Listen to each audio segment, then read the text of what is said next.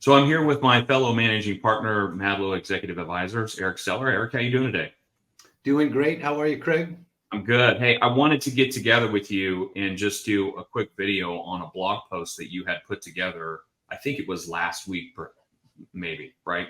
The title was Unplug Your Business from the Matrix and Rethinking Corporate Formation and Structure. So it's a really heady title, so I applaud you for that. But I think the thing that really, can you boil it down to us for what that really means? Well, we've gotten a lot of questions on the blog post, and actually a lot of new opportunity. And I think the basic premise here is that everything about how early stage companies go to market and scale has changed in the past couple decades, mainly because of the technologies these companies can take advantage of. The one thing that has not really changed is corporate formation. You still find most companies have a CEO or founder, a CFO, CMO, CRO as they grow. And that's a very reactive approach to how these founders and CEOs think they need to grow their business or scale their business once they've hit a certain stage. And what you and I find more often than not is these founders come to us and they say, I've run out of bandwidth. This is not something that I have the capacity to do anymore. And so I hired a CRO or a CMO. And the strange reality here is that the average tenure of a chief revenue officer today is about 18 months. Well, the CMO is not much further along than that. CMO and CFOs are not much further along, particularly with early stage companies. And that's either because the CMO or CRO is not answering the bell. And so the CEO makes a move to move that person out, or the CRO or CMO says, well, gosh, this company is not what I thought it was going to be, or the targets of the board of directors are way too aggressive. They're unachievable.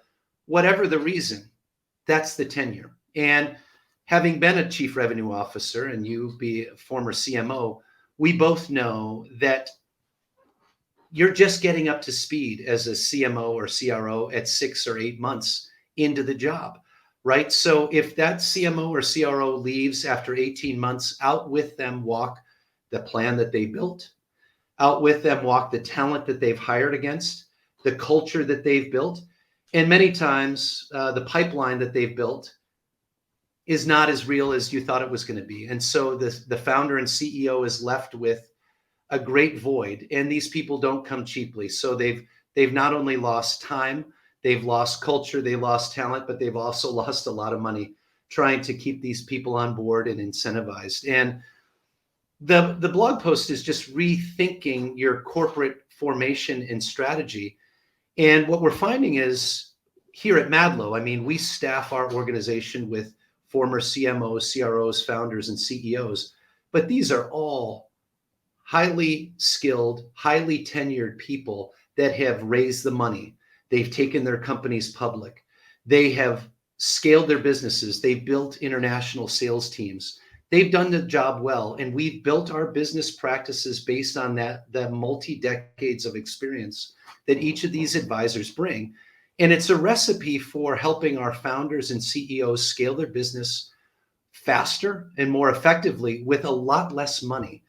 And without the risk of having to bring these people on directly, and the obvious risk, there's a better than 50% chance these direct hires are going to leave their organization after a year or 18 months. And that's not a winning strategy. And I think what we're seeing a surge in is awareness of these founders and CEOs and quite frankly, boards of directors and VCs that are saying, we don't want this new business to run into the same barriers and really gating factors to growth. We want to use third parties in our corporate formation. And we're getting a lot of lift out of just awareness that the old model doesn't work anymore.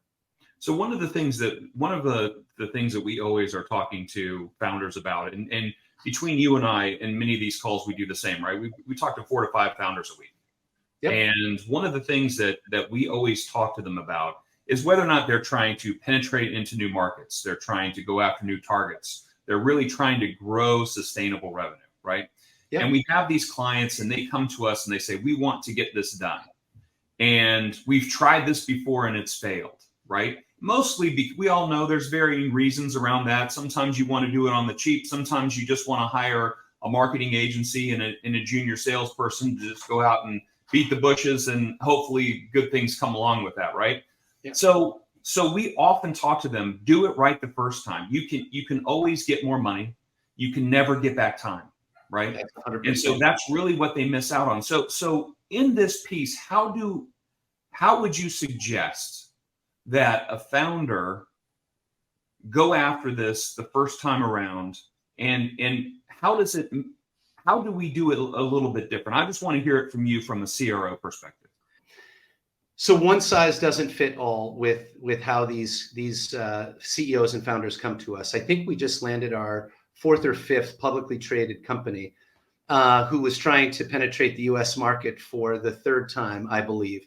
Previous 2 times with direct hires that at a cost of about $1 million to the organization. Now with Madlow, with some very, very great quick wins and success, I think they're going to do it more cost effectively and with greater financial impact and revenue impact to the business. But what I would advise any early stage founder or CEO to do is look at the high nails in your organization. What is it you need to achieve immediately?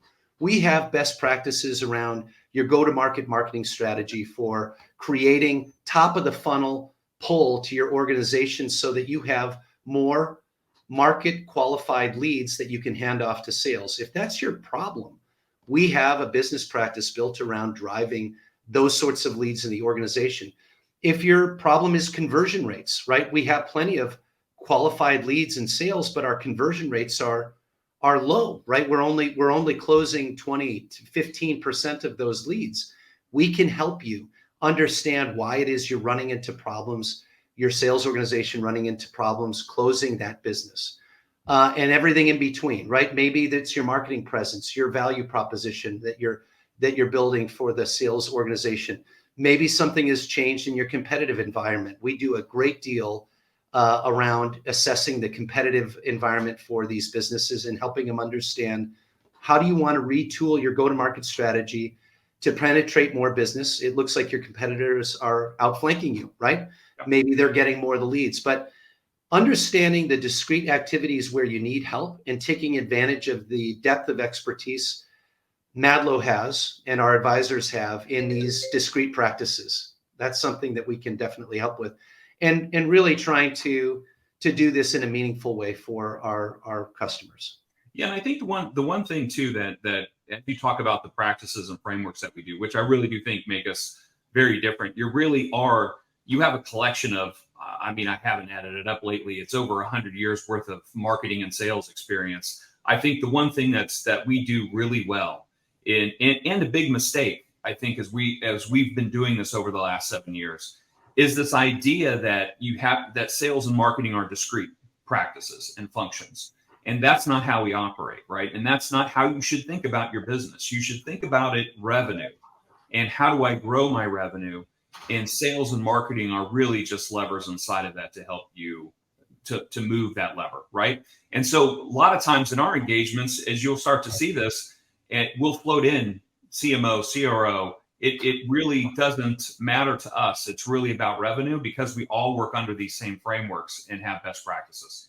Absolutely, it's a great point, and I would say it's something that each of our partners has valued greatly, is that we measure these elements to the pound, penny, and franc. The influence and impact that our teams are having on these organizations. We are constantly measuring the go-to-market plan, and if it's top of the funnel leads, qualified leads, close rates. We're constantly measuring the performance of our organization from a marketing and sales perspective. And I think that's what they appreciate. We don't go into these assignments with hey, this is a 1 month assignment. This is a 3 month assignment. We just got to get through it and deliver the goods. It's constantly measuring the performance and assessing. And inevitably, we find that these assignments are extended. Right? Great Yeah. work on the 3 month assignment. Can we do another 6 month tail on it, because they like the results that they're getting either from the marketing or sales approach, and they want us to extend the assignment. In many cases, that's in lieu of hiring these positions directly, right? Yeah. We want to continue to work with Madlow. Can you act as the sales function? Can you act as the marketing function, or continue to do that? And oftentimes, when we come to the end of these assignments, if we're not willing to extend, we can look to them and say, listen, we can't continue to extend it. You need a full-time person. We can hire that person for them. Our team, we do have a recruiting leg to Madlow, where we can go out and find the talent, the absolute appropriate talent for them. And who better to find that talent for our partners than Madlow? Because each of us has done this recruiting effort, a lot, right, for the companies we've worked for. And I think who better to do it than someone who's intimately involved with your organization over the past 6 months to a year in the Madlow advisors that have been running and orchestrating that business. So I think it's a great service that we offer to our partners, is to install that permanent person they need. And guess what? What they find is that those people we hire, their tenure lasts longer than the average 1 year to 18 months. I promise you that, because we understand the culture, the fit, and the cadence that needs to be done and extended by the person you're going to hire ultimately to fill that role. Absolutely. Well, listen, we covered a lot more in your blog post than actually in the blog post, but I'm going to we'll put a link in the post for people to go and check it out. If you want to set up some time with either Eric or I, continue this conversation, please let us know. You can visit madlow.net. Thanks, Eric. Awesome. Thank you, Craig.